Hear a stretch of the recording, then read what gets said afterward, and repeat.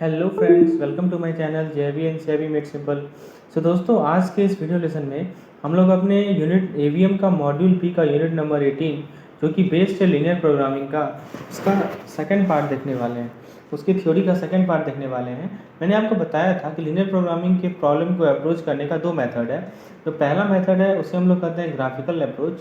ठीक है, उसे हम लोग क्या कहते हैं दोस्तों, ग्राफिकल अप्रोच। और जो दूसरा अप्रोच है उसे हम लोग कहते हैं सिंप्लेक्स मेथड। तो दोस्तों, पिछले लेक्चर में मैंने आप लोगों को ग्राफिकल मेथड को अच्छे से समझाया था। एक एग्जांपल लिया था ग्राफ के माध्यम से और दो एग्जांपल लिया था बिना ग्राफ को ड्रॉ किए आप कैसे ग्राफिकल मेथड से प्रॉब्लम को अप्रोच कर सकते हो। यदि आपने उस वीडियो को नहीं देखा है तो आपको यहाँ टॉप राइट कॉर्नर में वो लिंक मिलेगा, पहले जाके उसे समझिए और फिर हम लोग स्टार्ट करते हैं सिंप्लेक्स मेथड को। आज का टॉपिक है हमारा सिंप्लेक्स मेथड।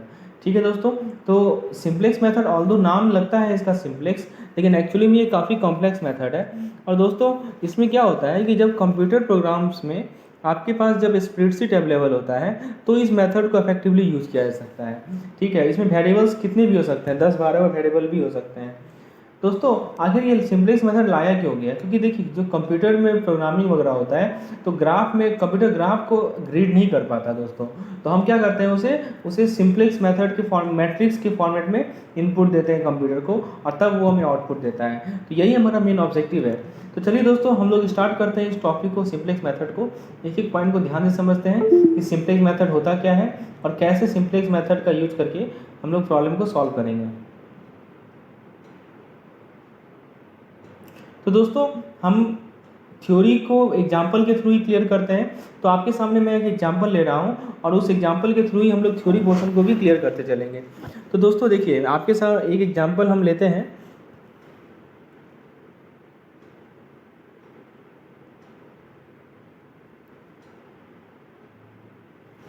देखिए, क्वेश्चन है कि मान लीजिए कि एक एग्जाम्पल ले रहे हैं कि मैक्सिमाइज करना है हमें किसे मैक्सिमाइज करना है, आइए देखते हैं।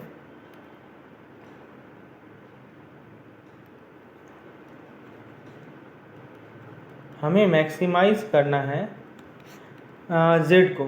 ठीक है, z is equal to 5x1 plus 3x2।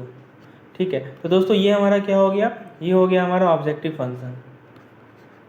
चलिए, ये हमारा मैक्सिमाइज, अब कुछ कांस्टेंट दिया हुआ है। कांस्टेंट, पहला कांस्टेंट क्या है कि 3x1 plus 5x2 less than equal to 15। दूसरा कांस्टेंट क्या है, 5x1 plus 2x2 less than equal to 10। तीसरा कांस्टेंट क्या है, xi should be greater than और इक्वल टू 0। ठीक है, तो दोस्तों यहाँ पे देखिए xi should be greater than equal to 0। इस केस में हमारे पास एक x1 है और एक दोस्तों हमारा x2 है। तो x1 x2 दोनों क्या होगा, ग्रेटर देन इक्वल टू 0 होगा।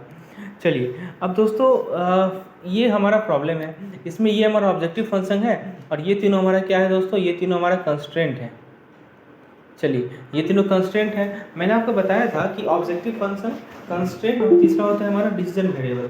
तो इस केस में हमारा दो डिसीजन वेरिएबल है, एक x1 है और एक दूसरा x2 डिसीजन वेरिएबल है। अब पहला काम ये करना है दोस्तों, स्टेप बाय ध्यान से समझिएगा, क्योंकि मैं आपको दो प्रॉब्लम करके बताऊंगा सिंप्लेक्स मेथड का। ठीक है दोस्तों, आपको मैं दो प्रॉब्लम करके बताऊंगा सिंप्लेक्स मेथड का, तो आपको स्टेप समझते जाना है। तो पहला स्टेप क्या है कि आपको ये देखना है कि प्रॉब्लम किस चीज़ से रिलेटेड है। तो आप देख सकते हैं प्रॉब्लम मैक्सिमाइजेशन से रिलेटेड है। तो आपको ट्राई करना है कि मैक्सिमाइजेशन के ही प्रॉब्लम को अटेम्प्ट करना है। तो दोस्तों देखिए, आप देख सकते हैं कि आपके सामने इनइक्वालिटी दिया हुआ है। इनइक्वालिटी समझते हैं ना, जब हमारे पास ये सिंबल हो तो इसे हम लोग कहते हैं इनइक्वालिटी। पहला काम आपको क्या करना है कि इस इनइक्वालिटी को इक्वालिटी में बदलना है। देखिए, आपको क्या करना है दोस्तों, इनइक्वालिटी को आपको इक्वालिटी में बदलना है। अब ये प्रश्न उठता है कि कैसे इसे हम बदलें इक्वालिटी में। तो दोस्तों देखिए, इनइक्वालिटी को इक्वालिटी में बदलने के लिए हम लोग क्या करते हैं, हम लोग स्लैग वेरिएबल का एक वेरिएबल लेते हैं जिसको हम लोग स्लैग वेरिएबल कहते हैं। उस वेरिएबल का क्या नाम है दोस्तों, उस वेरिएबल का नाम है स्लैग वेरिएबल। तो हम लोग स्लैग वेरिएबल का हेल्प लेते हैं किसी भी इनइक्वालिटी को इक्वालिटी में कन्वर्ट करने के लिए। देखिए, एक होता है स्लैग वेरिएबल और एक होता है सरप्लस वेरिएबल। तो जब भी हम किसी वेरिएबल को ऐड करते हैं, ध्यान से सुनिएगा, the variable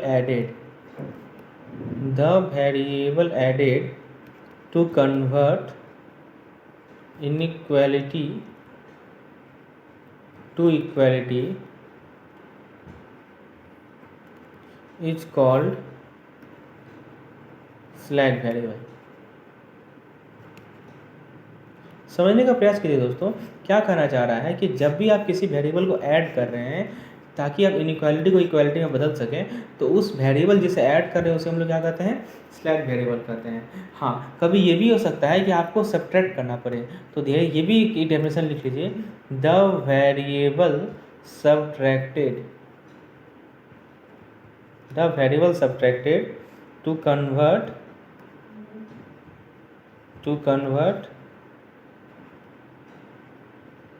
inequality to equality is called surplus variable. दोस्तों दो टर्म है, एक है स्लैक वेरिएबल और एक है सरप्लस वेरिएबल। स्लैक वेरिएबल कब होता है, जब हम वेरिएबल को ऐड करते हैं। सरप्लस वेरिएबल कब होता है, जब हम वेरिएबल को सब्ट्रैक्ट करते हैं। तो ये ध्यान रखना है। तो ये चीज़ क्लियर हो गया, स्लैक मतलब ऐड करना, सरप्लस मतलब सब्ट्रैक्ट करना। अब दोस्तों जरा इस केस में आप देख के बताइए कि आखिर वो कौन सा वेरिएबल यहाँ पे लगेगा। तो दोस्तों देखिए, आपका जो इनइक्वालिटी है वो लेस देन का है, तो आपको यदि इक्वल टू में बदलना है तो ऑब्वियस सी बात है कि आपको यहाँ पे स्लैक वेरिएबल का यूज करना पड़ेगा। ठीक है दोस्तों, तो याद रखिएगा यहाँ पे कौन सा वेरिएबल हमें यूज करना है, स्लैक वेरिएबल का यूज करना है। अब देखिए स्लैक वेरिएबल को जब यूज करेंगे तो कैसे लिखते हैं वो जरा देखिए, उसका मैं आपको मेथड बताता हूँ दोस्तों। तो स्लैक वेरिएबल को कैसे यूज करना है वो मैं बताता हूँ दोस्तों। तो मैं क्वेश्चन फिर से लिख देता हूँ, ये 5x1 + 2x2 ≤ 10 और एक था xi > 0। चलिए, तो सबसे पहले आप क्या कीजिए, आप क्या कीजिए, ये जो पहला हमारा इक्वेशन है, ठीक है, क्या है 3x1 + 5x2, ठीक है। आप इसमें एक स्लैक वेरिएबल ले लीजिए, स्लैक वेरिएबल आप x4 ले लीजिए, ठीक है, ये x3 ले लीजिए। अब ध्यान रखिएगा, स्लैक वेरिएबल का जो कोएफिशिएंट होता है वो 1 होता है। ये इंपॉर्टेंट टर्म है, ये आप याद रखिएगा, इससे क्वेश्चन पूछा जाता है, ठीक है। तो हमारा जो भी स्लैक वेरिएबल होगा, कोएफिशिएंट ऑफ स्लैक वेरिएबल जो होता है वो क्या होता है, 1 होता है, ठीक है। ये पहला पॉइंट है जो कि ध्यान रखिएगा। दूसरा पॉइंट आपको क्या ध्यान रखना है स्लैक वेरिएबल के बारे में, कि जो हमारा स्लैक वेरिएबल होता है दोस्तों, वो हमेशा नॉन नेगेटिव वैल्यू लेता है। ये स्लैक वेरिएबल कैसा वैल्यू लेता है दोस्तों, non negative value. Non negative का मतलब समझ रहे हैं ना, कि या तो आपका पॉजिटिव होगा या तो 0 होगा, ठीक है, ये दोनों इंक्लूडेड है। तो स्लैक वेरिएबल के बारे में दो बातें ध्यान रखना है। पहला पॉइंट कि कोएफिशिएंट इसका 1 होता है, दूसरा पॉइंट कि इसका जो ये वैल्यू लेता है वो या तो 0 लेगा या पॉजिटिव वैल्यू लेगा। चलिए, ये दोनों चीज़ आपको ध्यान रखना है। अब जरा देखिए, तो यहाँ पे हमने x3 को क्या लिया है, x3 यहाँ हमारा स्लैक वेरिएबल है और कोएफिशिएंट आप देख सकते हैं इसका कितना हमने लिया है, 1 लिया है, ठीक है। तो इसको हम किसके इक्वेट कर देंगे, अब देखिए इसको हम इक्वेट कर सकते हैं, क्योंकि स्लैक वेरिएबल आने का मतलब ही क्या है कि आपने इनइक्वालिटी को इक्वालिटी में बदल दिया। Equate to how much, equate to 15। चलिए, ये क्लियर है आपको। अब जरा इक्वेशन नंबर 2 पे आ जाइए। सिमिलरली इसमें भी आप एक स्लैक वेरिएबल लेंगे। स्लैक वेरिएबल क्यों ले रहे हैं, ताकि हम इस इनइक्वालिटी को इक्वालिटी में बदल सकें। आप एक स्लैक वेरिएबल ले लीजिए, इसमें x4, ठीक है, और ये किसके बराबर हो जाएगा, 10 हो जाएगा। अब जरा देखिए यहाँ पे जो हमारा x3 स्लैक वेरिएबल है इसका कोएफिशिएंट 1 है, जो x4 हमारा स्लैक वेरिएबल है इसका कोएफिशिएंट 1 है। तो ये x3 और x4 कैसा वेरिएबल है, स्लैक वेरिएबल है।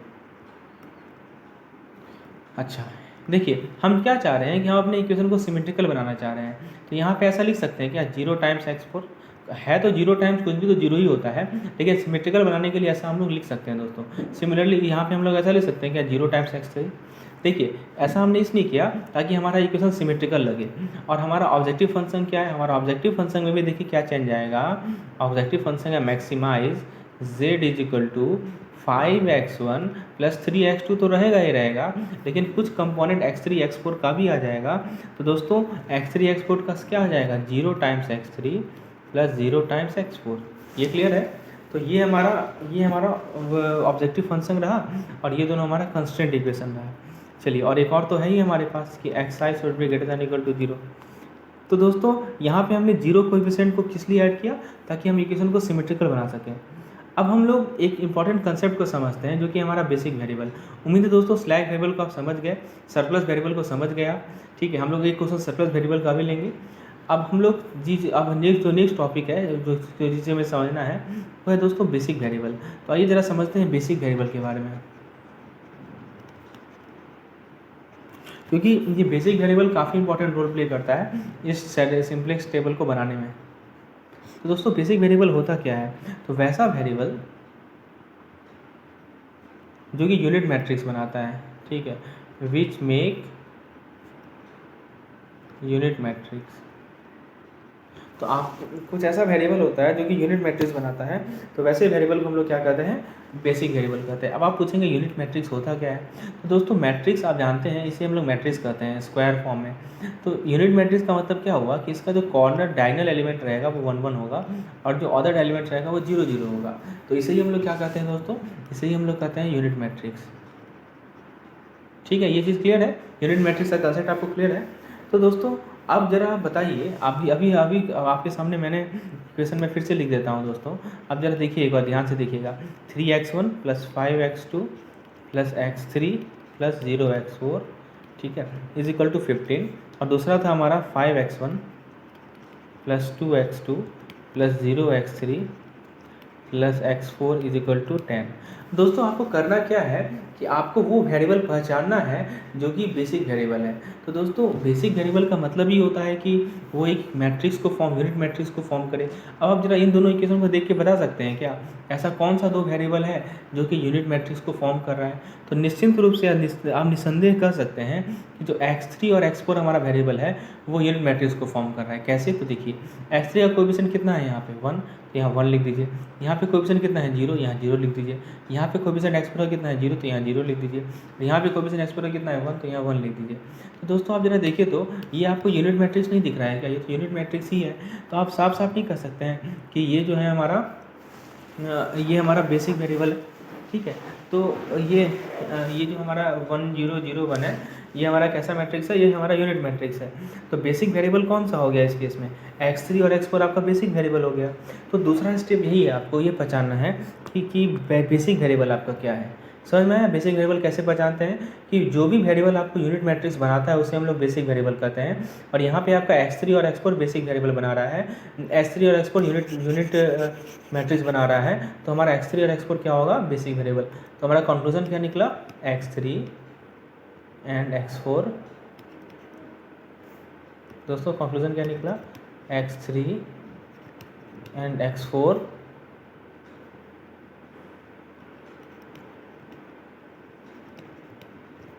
Forms basic variable. चलिए, तो हम लोगों ने स्लैक वेरिएबल समझ लिया और बेसिक वेरिएबल समझ लिया। अब हम एक टेबल को प्रिपेयर करेंगे। अब देखिए टेबल कैसे प्रिपेयर करते हैं वो मैं आपको समझाता हूँ दोस्तों। स्टेप बाय समझते हैं टेबल को प्रिपेयर करना, और कौन कौन से कंपोनेंट्स होते हैं वो भी समझते हैं एक करके। तो दोस्तों देखिए इस टेबल में क्या है, इस टेबल में आप पहले क्या कीजिए,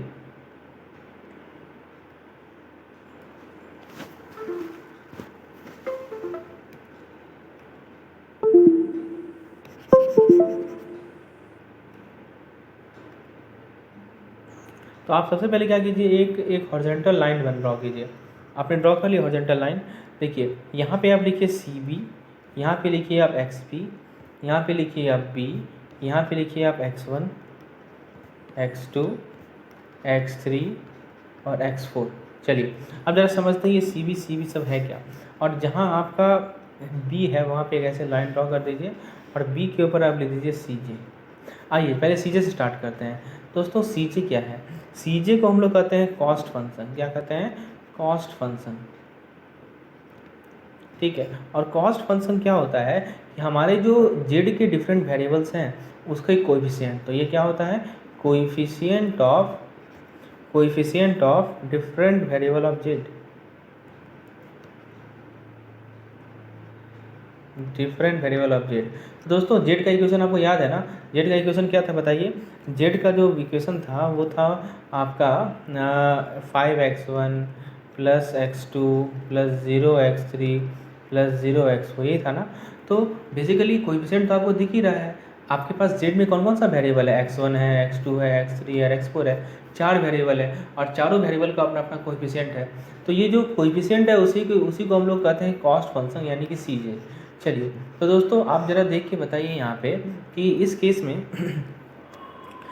में आपका CJ कितना है, ज़रा बताइए। तो देखिए x1 के सामने x1 का कोएफिशिएंट कितना है, तो अब अभी मैंने लिखा था ना, अब मैं फिर से लिखता हूँ।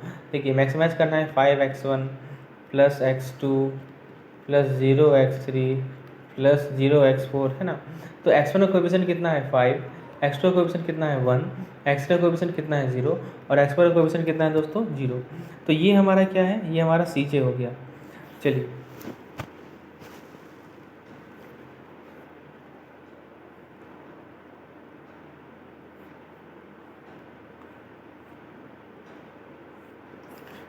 तो Cj आपको समझ में आ गया। Cj को हम लोग क्या कहते हैं, कॉस्ट फंक्शन कहते हैं, ठीक है। और जनरली क्या होता है, ये जेड का जो अलग अलग वेरिएबल है उसका कोएफिशिएंट होता है। उसके बाद दोस्तों नेक्स्ट टर्म आता है हमारा Cv। नेक्स्ट टर्म क्या आता है दोस्तों, ये हमारा Cv आता है। Cv क्या रिप्रेजेंट करता है, Cv रिप्रेजेंट करता है कि बेसिक वेरिएबल का कॉस्ट, ठीक है। तो देखिए Cv को समझिए, Cv क्या होता है कि Cv हमारा है बेसिक वेरिएबल का कॉस्ट। तो ये जो Xv है ना दोस्तों, ये Xv हमारा बेसिक वेरिएबल, Xv क्या है हमारा बेसिक वेरिएबल। तो अभी मैंने आपको बताया था ना, इस केस में हमारा जो दो बेसिक वेरिएबल है वो कौन कौन सा है, तो उसको मैं यहाँ लिख देता हूँ x3 और x4। तो x3 और x4 दो बेसिक वेरिएबल है। क्यों बेसिक वेरिएबल है, क्योंकि ये आपका यूनिट मैट्रिक्स फॉर्म कर रहा है। तो Cv क्या है, Cv है कोएफिशिएंट ऑफ बेसिक वेरिएबल, ठीक है। तो C का मतलब क्या हुआ, C का मतलब होता है कॉस्ट, ठीक है। तो कॉस्ट किसका, तो बेसिक वेरिएबल का कॉस्ट ऑफ बेसिक वेरिएबल। अब जरा बताइए तो इस केस में x3 और x4 का कोएफिशिएंट कितना है, 0 0 है ना। तो यहाँ भी 0 हो जाएगा, यहाँ भी 0 हो जाएगा। तो टर्म को समझिए, xb का मतलब बेसिक वेरिएबल, cv का मतलब कॉस्ट ऑफ बेसिक वेरिएबल यानी coefficient of basic variable, cj का मतलब आपका जो जेड में जो डिफरेंट वेरिएबल्स हैं उन सभी वेरिएबल्स का कोएफिशिएंट। ये सब क्लियर हो रहा है, ठीक है।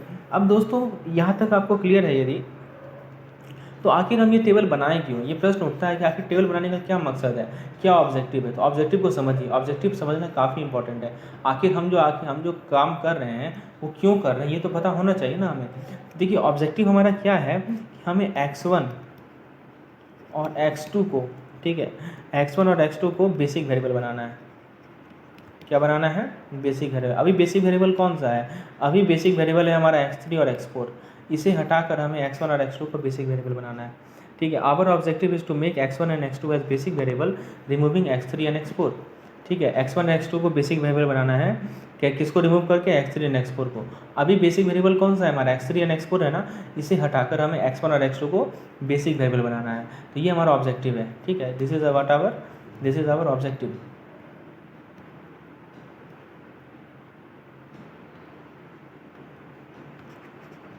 अब कैसे बनाते हैं वो मैं बताता हूँ आपको, ठीक है। चलिए अब क्या करना है दोस्तों आपको, अब यहाँ पे सबका वैल्यू पुट कर दीजिए। ये जो हमने टेबल बनाया है, इस टेबल में आप क्या कीजिए, इस टेबल में आप सबका वैल्यू पुट कीजिए। कैसे पुट करेंगे, तो देखिए आपके पास इक्वेशन तो था ही ना। इक्वेशन मैं फिर से लिख के दिखा देता हूँ। इक्वेशन था हमारा 3x1 plus 5x2 plus x3 plus 0 times x4, और एक था हमारा 5x1 plus 2x2 plus 0x3 plus x4, ये था इक्वल टू 10 और ये था इक्वल टू 15। तो दोस्तों देखिए सिंपल है कि ये जो b है वो ये हमारा b हो गया, ये क्या हो गया b। तो यहाँ 15 लिख दीजिए, यहाँ पे 10 लिख दीजिए। x1 का कोएफिशिएंट कितना है, 3 है। x2 का कोएफिशिएंट 5 है। यहाँ पे देखिए, यहाँ 1 है, यहाँ 0 है, यहाँ पे 5 है, यहाँ 2 है, यहाँ 0 है, यहाँ 1 है। ये समझ में आया कि कैसे हमने ये लिखा है। चलिए बेसिक कंसेप्ट क्लियर है आपका।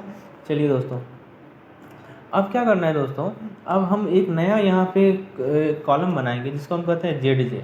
क्या करेंगे दोस्तों, जेड का कॉलम बनाएंगे। अब देखिए कि जेड का रो बनाएंगे दोस्तों। कैसे बनाएंगे, देखिए यहाँ पे इसको रो यदि हमें ड्रॉ करना है तो ऐसा कुछ होगा। तो देखिए दोस्तों यहाँ पे हम जेड करके एक रो बनाएंगे। अब जेड का मतलब क्या होता है वो समझिए। इस 0 को 3 से मल्टीप्लाई कीजिए और इस 0 को 5 से मल्टीप्लाई कीजिए और दोनों को जोड़ दीजिए। मैं करके दिखाता हूँ दोस्तों। क्या कीजिए, 0 को 3 से मल्टीप्लाई कीजिए और 0 को 5 से मल्टीप्लाई कीजिए, दोनों को जोड़ दीजिए। कितना आएगा, 0 आएगा ना, ठीक है। उसके बाद फिर से देखिए, 0 को 5 से मल्टीप्लाई कीजिए, ठीक है, और 0 को 2 से मल्टीप्लाई कीजिए, फिर भी आ जाएगा 0 आपका। फिर 0 को 1 से मल्टीप्लाई कीजिए और फिर 0 को 0 से मल्टीप्लाई कीजिए, ये भी 0 आएगा।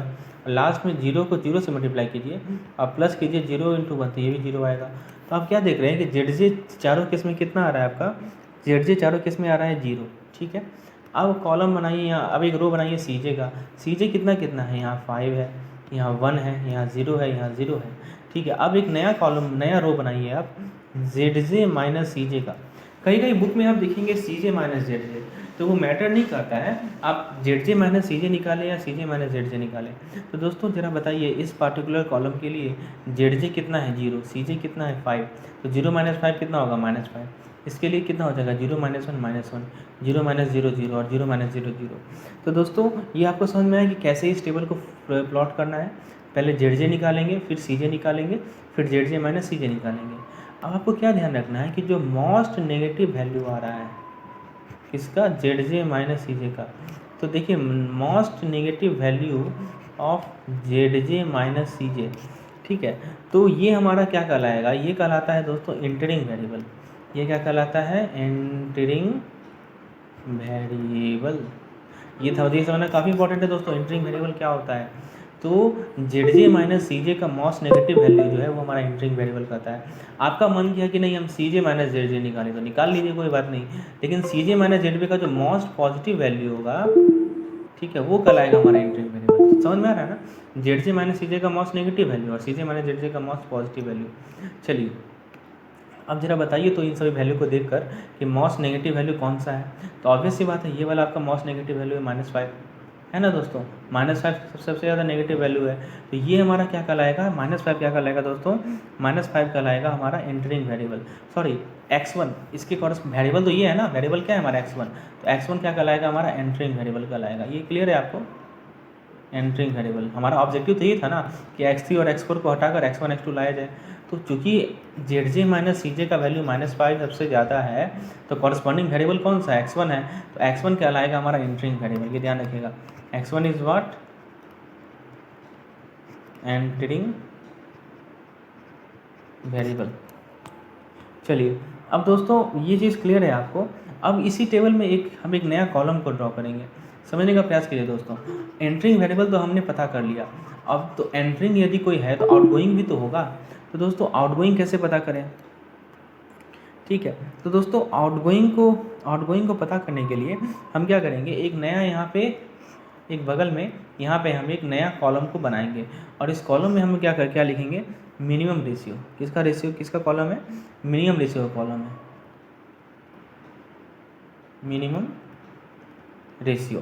तो दोस्तों मिनिमम रेशियो का कॉलम कैसे बनाते हैं, तो देखिए काफ़ी सिंपल है। आपको करना क्या है कि जो आपका एंटरिंग वेरिएबल है ना, एंटरिंग वैल्यू तो पता चल गया, उसका एलिमेंट कौन कौन सा है, 3 और 5 है, ठीक है, और बी का एलिमेंट कौन सा है, 15 और 10 है।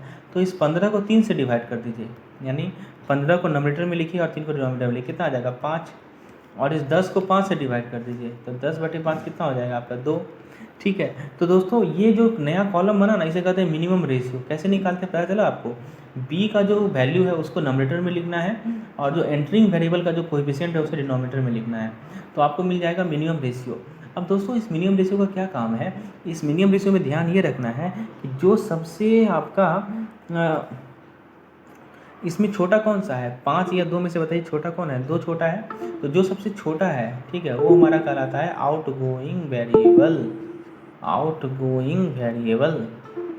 तो एक है हमारा एंटरिंग वेरिएबल और एक है हमारा आउटगोइंग वेरिएबल। एंटरिंग वेरिएबल कैसे डिसाइड करते हैं, तो एंटरिंग वेरिएबल डिसाइड करते हैं ZJ माइनस CJ का मैक्सिमम नेगेटिव वैल्यू से। अब आप पूछेंगे आउटगोइंग वेरिएबल कैसे डिसाइड करते हैं, तो हम ये देखते हैं कि जो मिनिमम रेशियो है वो सबसे कम किस में है। तो आपको समझ में आया, आउटगोइंग वेरिएबल कौन सा है हमारा x4 है, एंटरिंग वेरिएबल कौन सा है हमारा x1 है, ठीक है। तो दोस्तों ये चीज़ आपको क्लियर हो गया कि जिस एलिमेंट, हाँ अब देखिए कुछ टर्म और हैं, एंटरिंग वेरिएबल समझ में आ गया, आउटगोइंग वेरिएबल समझ में आ गया, इसके अलावा कुछ टर्म और हैं दोस्तों। अब देखिए ये जो एंटरिंग वेरिएबल का जो आपका कॉलम है, ये वाला कॉलम है, और जो आउटगोइंग वेरिएबल का रो है, ये वाला रो है, जिस पॉइंट पे इंटरसेक्ट करता है, कहाँ इंटरसेक्ट कर रहा है बताइए, देखिए 5 पे इंटरसेक्ट कर रहा है ना, तो इस 5 को हम लोग कहते हैं दोस्तों की एलिमेंट। क्या कहते हैं इसे हम लोग, की एलिमेंट कहते हैं। ये समझ में आ गया आपको कि की एलिमेंट कौन सा होता है। और ये वाला जो रो है इसे कहते हैं की रो, और ये वाला जो कॉलम है इसे कहते हैं हम लोग की कॉलम। कहीं कहीं आप की एलिमेंट के देखेंगे पाइवट एलिमेंट भी लिखा रहेगा, क्या लिखा रहेगा, पाइवट एलिमेंट। आप बुक देखेंगे ना तो बुक में लिखा रहेगा पाइवट एलिमेंट। कहीं कहीं आप देखेंगे की कॉलम को की पाइवट कॉलम लिखेगा, और की रो को आपको क्या लिखेगा, पाइवट रो लिखेगा। तो आपको कंफ्यूज नहीं होना है, की एलिमेंट बोले चाहे पाइवट एलिमेंट बोले बात बराबर है। तो यहाँ पे पाइवट एलिमेंट कौन सा है मेरा, 5 है। पाइवट रो कौन सा है हमारा, 5 2 0 1। पाइवट कॉलम कौन सा है हमारा, 3 5। चलिए यहाँ तक क्लियर है। अब करना क्या है आपको कि देखिए, आपका तो ऑब्जेक्टिव पता है ना कि आपको एक यूनिट मैट्रिक्स फॉर्म करना है, ठीक है। तो दोस्तों थोड़ा सा मैं क्लटर को हटाता हूँ, ये चारों बगल कुछ ज़्यादा ही क्लटर हो गया है। ये सब तो कुछ आपको समझ में आ गया कि आउटगोइंग वेरिएबल क्या है, की एलिमेंट क्या है, इसको मैं रिमूव कर रहा हूँ दोस्तों। और टेबल, तो इस टेबल का ही यूज हम लोग करने वाले हैं। इस टेबल को हम लोग और मॉडिफाई करेंगे आगे। तो दोस्तों आपको करना क्या है कि आपको एक हाँ, आपको एक यूनिट मैट्रिक्स फॉर्म करना है। तो यूनिट मैट्रिक्स का एलिमेंट कैसा होता है, ऐसे यूनिट मैट्रिक्स का एलिमेंट तो ऐसा होता है ना, देखिए आप 1, इसका डायगोनल एलिमेंट 1 होता है। देखिए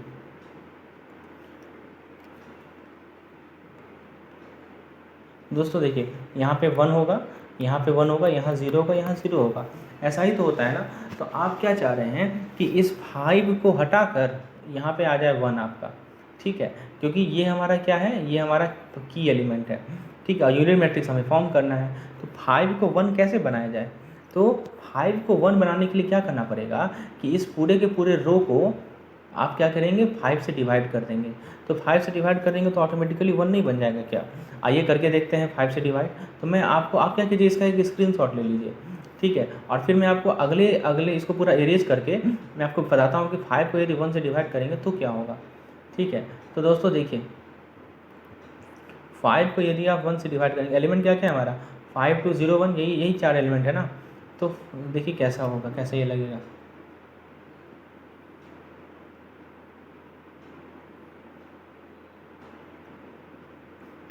तो फ्रेंड्स देखिए, हमारा तरीका वही है।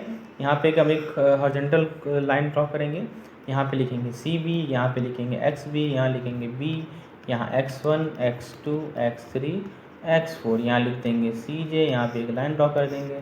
यहाँ एक्स जे का कोएफिशिएंट था 5 3 0 और 0।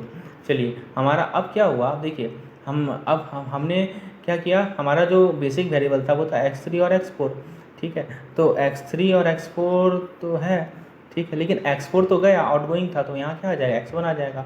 हमने, हमारा जो एलिमेंट था वो क्या क्या था, याद कीजिए, हमारा जो ये आपका जो की रो था वो ये था 5 2 0 1। हमने क्या किया, सभी को 5 से भागा दे दिया। तो 5/5 कितना आ जाएगा यहाँ पे, बताइए, 1 आ जाएगा ना। अच्छा देखिए, बी भी तो करना पड़ेगा। तो बी कितना था मेरा, 10 था, याद है। तो 10 को 5 से भागा दीजिएगा, कितना हो जाएगा, 2 हो जाएगा, ठीक है। उसी तरह आप देखिए, 2 को 5 से भागा दीजिएगा तो 2/5 हो जाएगा। चलिए 3 को, x3 को यदि 5 से डिवाइड कीजिएगा तो ये 0 ही रहेगा, और x4 को हो जाएगा 1/5। यहाँ तक क्लियर है। चलिए अब क्या करना है दोस्तों, अब देखिए आपको बनाना है यूनिट मैट्रिक्स, बनाना है तो यूनिट मैट्रिक्स ना। तो ये जो इसके ऊपर जो एलिमेंट आएगा वो क्या आएगा, 0 आएगा। अब 0 कैसे करें दोस्तों, 0 कैसे करें, तो दोस्तों आपको मैं 0 करना समझाता हूँ। ये चीज़ समझ गए ना, तो आधा पोर्शन आपका आसान हो जाता है चीज़ें। इसको मैं समझाने का प्रयास करता हूँ दोस्तों, 0 कैसे किया जाए। एक बार मैं फिर से आपको वो जो मैट्रिक्स था उसको मैं लिखता हूँ, ठीक है। देखिए ऐसा कुछ था ना, पिछले स्लाइड में मैंने आपको बताया है कि 3 5 1 0, और यहाँ पे b था 15, और यहाँ था 10, ठीक है।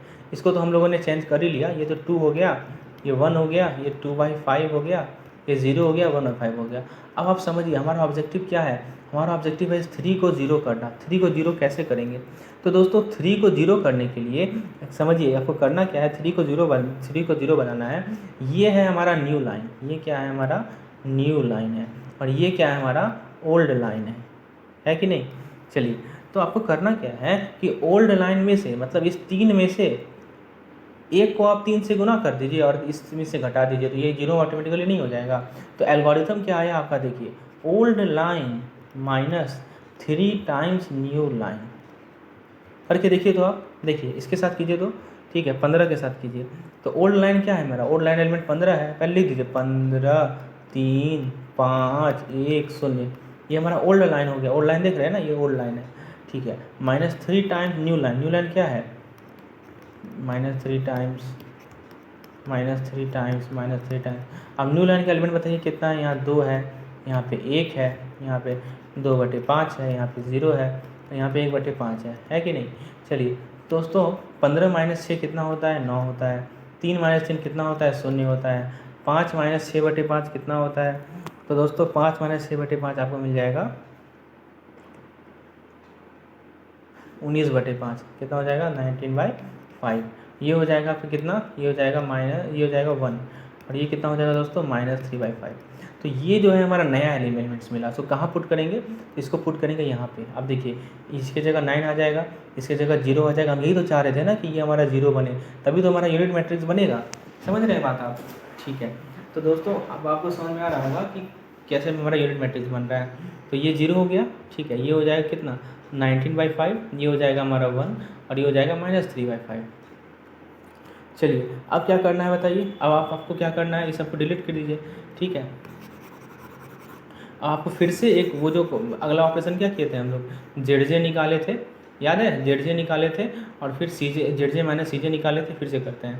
तो देखिए एक यहाँ पे मैं हॉरिजॉन्टल लाइन में हमने ड्रॉ किया, यहाँ पे मैं लिखता हूँ जेड, ठीक है। तो जेड मैंने बताया था ना, जेड क्या होता है? ऐसा कोएफिशिएंट लिख दीजिए। x3 का कोएफिशिएंट कितना था? जेड वाले कॉलम में देखिए ना, x3 का कोएफिशिएंट कितना है? x3 का कोएफिशिएंट तो 0 है, और x1 का कोएफिशिएंट कितना है दोस्तों? 5 है। तो ये हमारा CV हो गया। CV बताया था ना मैंने, CV होता है हमारा कॉस्ट फंक्शन। कॉस्ट फंक्शन मतलब कि जो हमारा बेसिक वेरिएबल है उसका कोएफिशिएंट। तो अब मेरा बेसिक वेरिएबल तो x1 हो गया ना, ठीक है। तो ये आपको ध्यान रखना है।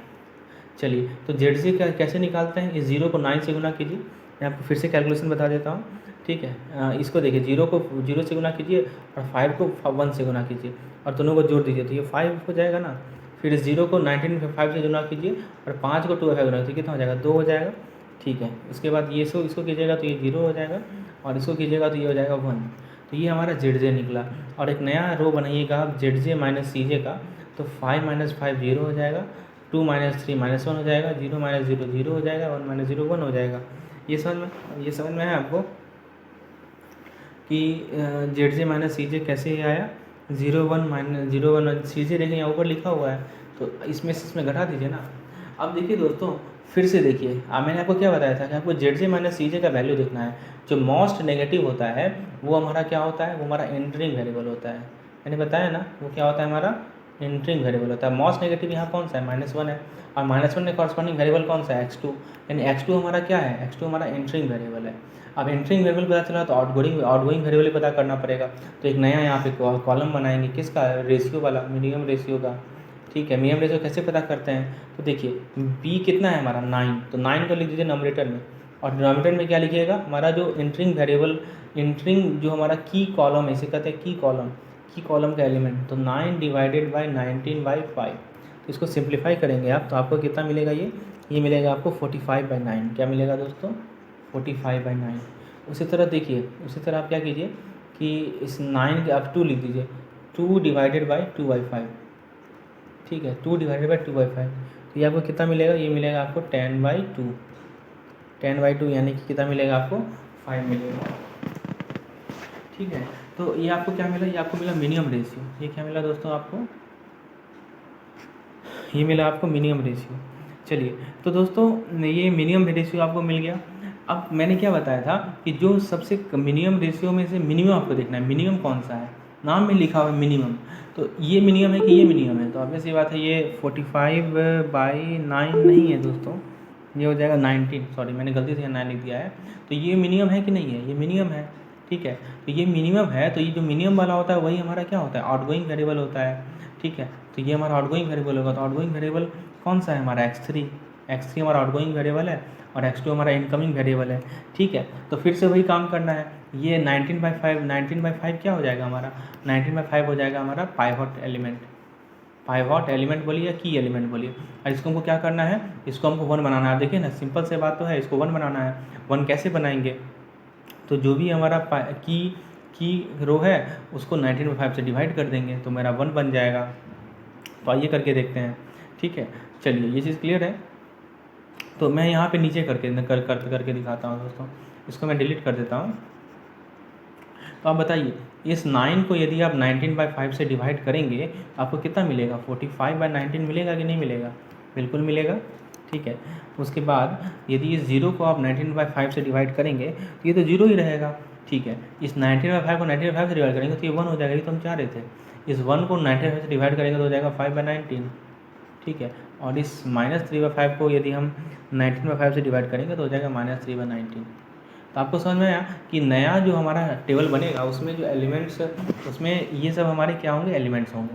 अब क्या करना है दोस्तों, एक और काम क्या करना है कि जो ये 2/5 है इसको 0 बनाना है। क्या करना है दोस्तों, इस 2/5 को हमें क्या करना है, 0 बनाना है। तो इस 2/5 को 0 कैसे बनाएंगे बताइए। तो देखिए 2/5 को 0 बनाने के लिए क्या करना होगा वही बेसिक कंसेप्ट रहेगा हमारा, ठीक है। तो अब मैं आपको नया टेबल बना के दिखाता हूँ दोस्तों, एक नया टेबल बनाता हूँ और फिर मैं आपको समझाता हूँ। तो मतलब है वही चीज़, उस टेबल में आपको आगे आगे करना है। तो नया टेबल ऐसा कुछ होगा, फिर से देखिए, ये हमारा हो जाएगा XP, ये हो जाएगा हमारा CB, ये हो जाएगा हमारा B, ये X1, X2, X3 और X4, ठीक है। B के सामने एक ऐसे ड्रॉ कर दीजिए, XB जो बेसिक एलिमेंट, आप देखिए ये तो X1 आ चुका है, अब यार X2 आ जाएगा, ठीक है। X2 का कोएफिशिएंट देखिए, पहले यहाँ लिख दीजिए, X1 का है 5 3 0 0, ये हो जाएगा कितना 5 और ये कितना हो जाएगा 3 हो जाएगा। चलिए B कितना है, B अभी हमने देखिए पहला में जो हमने B निकाला है वो हमें मिला है 45/19, ठीक है। ये हो गया 0, ये हो गया 1, ये हो गया 5/19, ये हो गया -3/19। अच्छा, ओल्ड वाला ये तो हमारा न्यू वाला है, ठीक है। ओल्ड वाला रो कौन सा है इसका, तो ओल्ड वाला जो रो है वो है दोस्तों, हाँ, ओल्ड वाला लाइन कौन सा था, ओल्ड वाला लाइन था 1 2/5 0 1/5, यही था ना, ठीक है। और यहाँ पे कितना था 2 था। चलिए तो दोस्तों अब क्या करना है आपको करना क्या है कि इस 2/5 को जो है क्या बनाना है, 2/5 को आपको बनाना है 0। कैसे 0 बनाएंगे, तो देखिए सिंपल सी बात है, आप क्या कीजिए, ओल्ड लाइन ले लीजिए। तो ओल्ड लाइन कौन सा हो जाएगा मेरा, ये वाला ओल्ड लाइन हो जाएगा, ठीक है। ओल्ड लाइन का एलिमेंट्स क्या हो जाएगा, ये है, यही तो ओल्ड लाइन है, ये तो ओल्ड लाइन है। ओल्ड में से, ठीक है, ओल्ड में से 2/5 टाइम्स न्यू लाइन को मल्टीप्लाई कर दीजिए, देखिए अपने आप 0 हो जाएगा ये वाला। कीजिए तो ओल्ड लाइन का एलिमेंट ले दीजिए 2 1 2/5 0 1/5, ये सब एलिमेंट हो गया ना। मैं इसको अच्छे से लिखता हूँ, इसको मैं अच्छे से लिखता हूँ ताकि कंसेप्ट क्लियर हो। देखिए यहाँ पे मैं लिखता हूँ old line minus 2/5 times new line. तो ओल्ड लाइन का एलिमेंट लिखिए, हमारा ओल्ड लाइन है 2 1 2/5 0 1/5, ठीक है। इसको ये क्या करेंगे 2/5 टाइम्स न्यू लाइन कितना है हमारा, न्यू लाइन का एलिमेंट बताइए कितना है। तो 2 के कॉरस्पॉन्डिंग जो एलिमेंट है, तो दोस्तों 2 के कॉरस्पॉन्डिंग एलिमेंट कितना है 45/19, ठीक है। इसको सिम्प्लीफाई करेंगे तो मिलेगा 20/19। फिर इसको क्या करेंगे -2/5 टाइम्स 1 के कॉरस्पॉन्डिंग एलिमेंट कितना है 0, तो ये मिल जाएगा आपको 1। इसको मल्टीप्लाई करेंगे 2/5 टाइम्स, 2/5 टाइम्स क्या बताइए, 2/5 टाइम्स इंटू 1, ठीक है। तो दोस्तों ये मिल जाएगा आपको कितना 0, यही तो हम 0 चाह रहे थे ना। इसको मल्टीप्लाई करेंगे क्या 2/5 टाइम्स 5/19, ये देखिए यहाँ पे लिखा 5/19, ये कितना मिल जाएगा आपको, ये मिल जाएगा आपको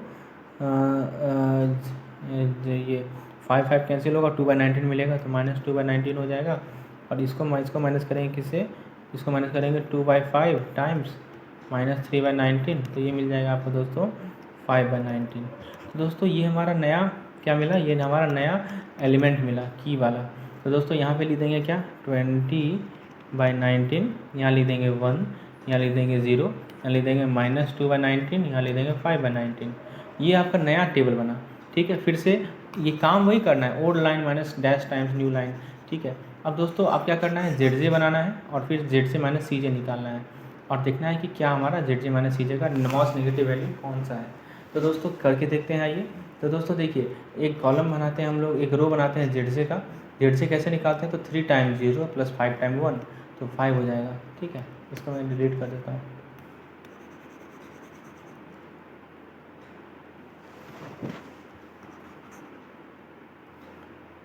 चलिए अब जरा देखिए इस वाले कॉलम के लिए 3 टाइम्स 1 प्लस 5 टाइम्स 0 यानी 3।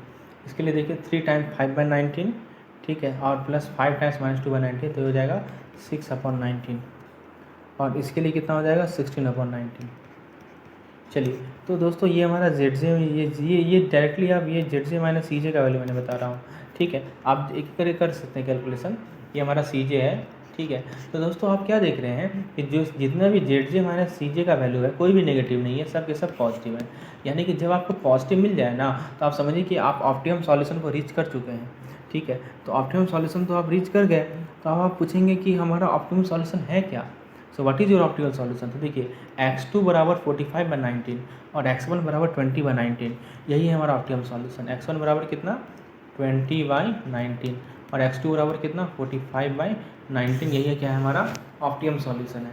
तो इस प्रकार से हम लोग सिंपलेक्स टेबल को यूज करते हैं और हम लोग क्या करते हैं ऑप्टिमम सॉल्यूशन को निकालते हैं। ठीक है, अब आपको मान लीजिए कि जेड निकालना पड़े, इसके लिए आपको जेड निकालना पड़े तो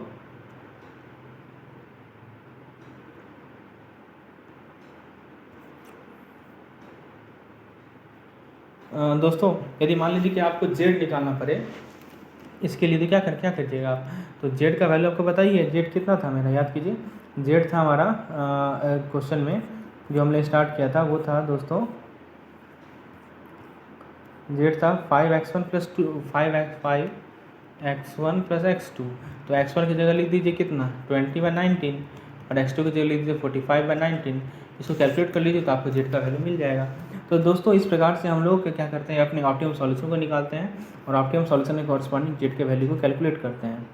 अब दोस्तों ये तो एग्जाम्पल था, इसको हमने सिंपलिस्ट मेथड से सॉल्व किया। एक और एग्जाम्पल लेते हैं आपके बुक का और फिर उसे एक इस सिमिलर मेथड से सॉल्व करते हैं ताकि आप कंसेप्ट एकदम क्रिस्टल क्लियर हो जाए। आप क्या कीजिए, बुक खोलिए दोस्तों और आप क्या कीजिए,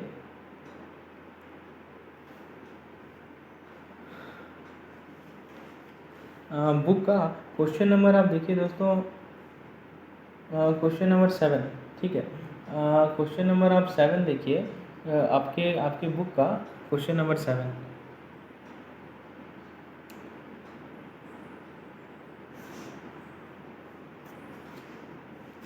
या दोस्तों आप पेज नंबर, अपने बुक का पेज नंबर निकालिए।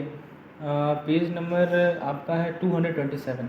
ठीक है, तो 227 का मैं आपको क्वेश्चन सॉल्व करके बताता हूँ सिंपलेस्ट मेथड से कैसे सॉल्व होगा। देखिए दोस्तों क्वेश्चन कर रहा है मैक्सिमाइज, क्वेश्चन कर रहा है मैक्सिमाइज z बराबर 2b प्लस 4c। ठीक है, कुछ कंस्टेंट दे रखा है कि 4b plus 6c less than equal to 120। ठीक है, 2b plus 6c less than equal to 72। उसके बाद 1c less than equal to 10 और एक और दे रखा है b comma c is greater than equal to 0। चलिए, तो ये जो हमारा है इनइक्वालिटी है, सबसे पहले तो मैक्सिमाइजेशन का प्रॉब्लम है, ये आपने देख लिया। उसके बाद क्या करना है, सारे इनइक्वालिटी को इक्वालिटी में बदलना है। कैसे बदलेंगे, तो स्लैक वेरिएबल का यूज़ करेंगे यहाँ पे। अब स्लैक वेरिएबल कैसे यूज़ करेंगे दोस्तों, तो दोस्तों देखिए इसको पहले करते हैं, पहले 4b plus 6c plus m मान लीजिए स्लैक वेरिएबल है, कोएफिशिएंट 1 होगा, इज इक्वल टू कितना हो जाएगा 120। इसके लिए आ जाइए 2b प्लस 6c। ठीक है, 2b प्लस 6c और इसके लिए मान लीजिए कि जो स्लैक वेरिएबल है वो है n। ठीक है, तो ये हो जाएगा 0 टाइम्स n, ये हो जाएगा 0 टाइम्स n। ठीक है, ओके, और ये किसके बराबर हो जाएगा 72 के बराबर हो जाएगा। ठीक है, ये थर्ड इक्वेशन है उसके लिए स्लैक वेरिएबल आप मान लीजिए p। ठीक है, कितना मान लीजिए p plus 0m plus 0n और इसमें भी आप देखिए प्लस 0p प्लस 0p। ठीक है, तो ये कितना हो जाएगा, ये हो जाएगा आपका 10। तो दोस्तों ये है हमारा, हमने सिमेट्रिकल बना लिया अपने इक्वेशन को और z भी क्या हो जाएगा, मॉडिफाई हो जाएगा। Maximise z is equal to 2b plus 4c plus 0m plus 0n plus 0p। ठीक है, चलिए यहाँ तक क्लियर है आपको। तो हम लोगों ने अपने इक्वेशन को मॉडिफाई कर लिया। अब क्या करना है, अब इसे हमको पुट करना है अपने टेबल में। ठीक है, अब इसे क्या करना है दोस्तों, हमें अपने टेबल में पुट करना है। आइए पुट करते हैं। यहाँ सिंप्लेक्स टेबल हमने बनाना सीखा था, तो मैं यहाँ पे ऊपर ड्रॉ करता हूँ टेबल को, नीचे के डाटा को यूज़ करके ऊपर मैं टेबल ड्रॉ करता हूँ। तो यहाँ पे मैंने ठीक है, तो ये हमारा रहेगा क्या, ये हमारा रहेगा CB XB B X1 X2 X3, sorry यहाँ पे X1 X2 X3 की जगह अच्छा रहेगा, X1 X2 X3 तो है नहीं, BCMNP है। ठीक है, आपका जो एलिमेंट है वो क्या है, BCMNP। तो एक काम करते हैं हम, एक काम करते हैं कि थोड़ा सा इसमें कुछ चेंजेस ले आते हैं नाम में, अदरवाइज डिफ़िकल्टीज आ जाएंगे। ठीक है, तो दोस्तों देखिए यहाँ पे मैं लिखता हूँ सी बी, ठीक है, यहाँ पे एक्स पी, यहाँ पे लिखता हूँ मैं सॉल्यूशन, यहाँ पे लिखता हूँ मैं B C M N P. ठीक है, चलिए, और ऊपर मैं लिख देता हूँ सी, यहाँ पे एक ऐसे लाइन ड्रॉ कर देता हूँ। ठीक है, ऊपर मैं लिख देता हूँ सी जे। तो बताइए सी जे कितना है, यहाँ देखिए सी जे यहाँ 2 हो जाएगा, सी के लिए हो जाएगा 4, ये 0, ये 0, ये 0। चलिए अब जरा देख के बता सकते हैं क्या कि बेसिक वेरिएबल कौन कौन सा है हमारा। ये देखिए, ये पहचानना काफ़ी इंपॉर्टेंट है, बेसिक वेरिएबल कौन सा है। तो जो यूनिट मैट्रिक्स फॉर्म करता है वो हमारा बेसिक वेरिएबल होता है। तो इसमें ज़रा देखिए, तो इसको मैं ठीक से लिख देता हूँ दोस्तों। ये जो ठीक से नहीं लिखा हुआ इसलिए कभी कन्फ्यूजन हो सकता है आपको। ठीक है, इसको मैं ठीक से लिख देता हूँ, plus M plus 0n plus, इसको मैं लिख देता हूँ 0n plus 0p is equal to 120 plus n plus 0p is equal to 72। और ये किसके बराबर है, ये है दोस्तों 10 के बराबर। अब ज़रा देखिए, तो ये यहाँ देखिए, यहाँ पे आपको एक मैट्रिक्स दिख रहा है ना, यूनिट मैट्रिक्स। ठीक है, तो ये जो m और n है वो क्या फॉर्म कर रहा है, वो एक बेसिक वेरिएबल है कि नहीं, बिल्कुल बेसिक वेरिएबल है। अब देखिए ज़रा, अब ज़रा यहाँ देखिए n और p भी देखिए, n और p भी आपका यूनिट मैट्रिक्स फॉर्म कर रहा है और m और p भी फॉर्म कर रहा है। दोस्तों अब यदि बात करें हमारे बेसिक वेरिएबल की, तो एक तो हमारा m हो गया, एक हमारा n हो गया और एक हमारा p हो गया। पिछले क्वेश्चन में 2 ही बेसिक वेरिएबल था, इस क्वेश्चन में हमारे पास 3 बेसिक वेरिएबल है। और इसका कोएफिशिएंट कितना कितना है दोस्तों, तो तीनों का 0 0 0 है। ठीक है, और सॉल्यूशन ज़रा देखते हैं, तो हमारा पहला इक्वेशन का सॉल्यूशन कितना है 120, दूसरा का है कितना 72, और तीसरे का कितना है 10 है। कोएफिशिएंट लिख देते हैं 4 6 1 0 0 2 6 0 1 0। और दोस्तों इसमें b तो है नहीं, तो 0 b डाल दीजिए, तो 0 1 p है, p 1 है, ये हो जाएगा 0 0। चलिए ये समझ में आया आपको, ये कैसे मैंने ड्रॉ किया है। चलिए बहुत सिंपल है, आप इसको देख के आसानी से ड्रॉ कर सकते हैं। अब इसका काम ख़त्म हो गया, अब मैं इसे यहाँ से रब कर देता हूँ। दोस्तों अब क्या करना है आपको पता है, आपको ZJ माइनस CJ को ड्रॉ करना है, और उस बेसिस पे क्या करना है आपको, एंटरिंग वेरिएबल को डिसाइड करना है कि कौन सा एंटरिंग वेरिएबल है और कौन सा हमारा एग्जिट वेरिएबल है। ये जो मैं आपको एग्जांपल करवा रहा हूँ ना, ये आपके बुक का मैक्मिलन का क्वेश्चन है। बुक में कुछ अलग तरीके से बताया हुआ है, कुछ डिफरेंस है, मैं आपको अपने तरीके से समझा रहा हूँ। आपका कंसेप्ट क्लियर रखना काफ़ी इंपॉर्टेंट है। आइए दोस्तों ज़रा सॉल्व करते हैं अपने मेथड से। इसको मैं इरेज कर देता हूँ। चलिए ये पार्ट मेरा हमारा इरेज हो गया।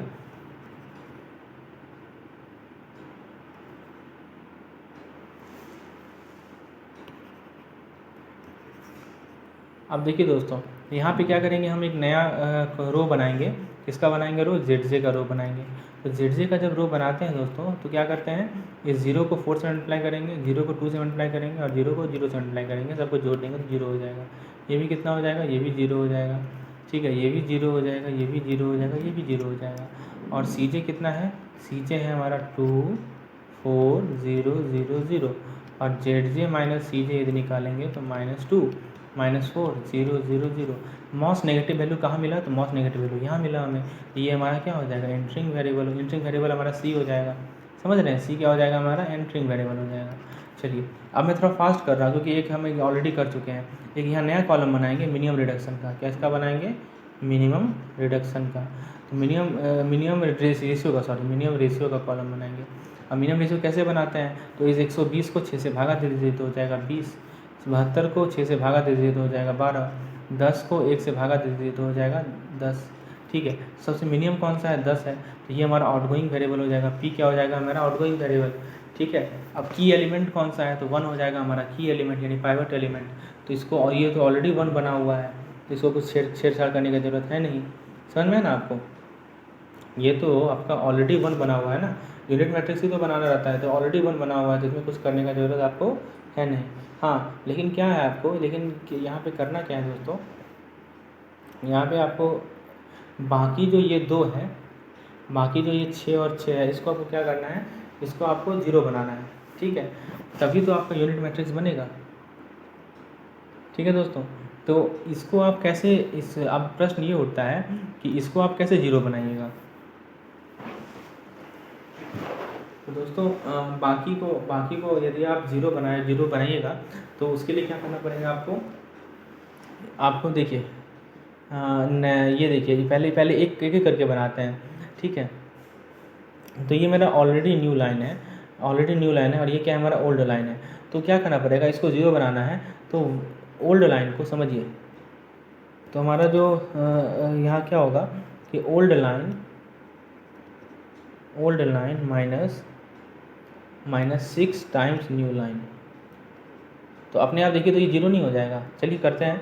तो ओल्ड लाइन का एलिमेंट बता दीजिए, ओल्ड लाइन कौन सा है। देखिए ये हमारा है न्यू लाइन और ये हमारा है ओल्ड लाइन। तो ओल्ड लाइन का एलिमेंट लिख दीजिए, कितना है 72 2 6 0 1 0, ठीक है। 6 टाइम्स न्यू लाइन लिख दीजिए। न्यू लाइन कितना है बताइए, 10 0 1 0 0 1, ठीक है। -6 गुने -6 गुने -6 गुने -6 गुने -6 गुने, ये कितना हो जाएगा 72 - 60 होता है 12, 2 - 6 0 2 हो जाएगा, ये 0 हो जाएगा, ये हो जाएगा माइनस, ये भी हो जाएगा आपका 0, ये हो जाएगा 1 और ये हो जाएगा आपका -6, ठीक है। तो ये सब एलिमेंट आपको मिला, ठीक है दोस्तों।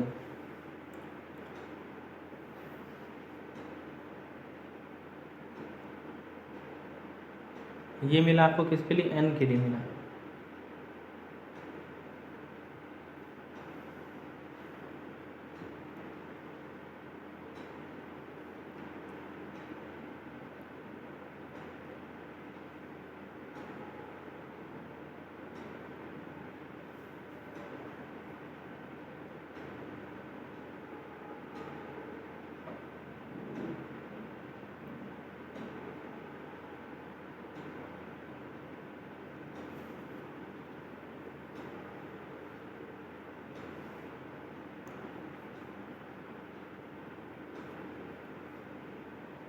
तो उसी प्रकार से n को करेंगे तो हमारा आंसर आ जाएगा। तो दोस्तों ये था हमारा सिंपलेक्स मेथड से रिलेटेड कुछ क्वेश्चन। हम कुछ ऑब्जेक्टिव क्वेश्चन डिस्कस कर लेते हैं यहाँ पे। देखिए ऑब्जेक्टिव क्वेश्चन हमारा पहला है, जो पहला क्वेश्चन है दोस्तों सिंपलेक्स मेथड से रिलेटेड है।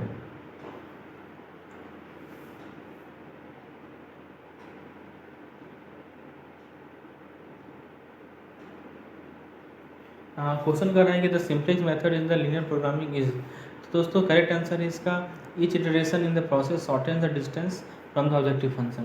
दूसरा है linear programming is a constant optimisation technique for economic allocation of limited resources, mathematical technique, all of the above.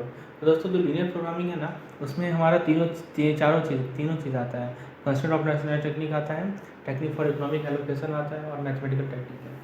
Linear programming में स्लैग वेरिएबल जो है ऑब्जेक्टिव फंक्शन को इंटर करता है, बट स्लैग वेरिएबल का ऑप्शन हमेशा 1 होता है। ऑप्शन नंबर ए करेक्ट है।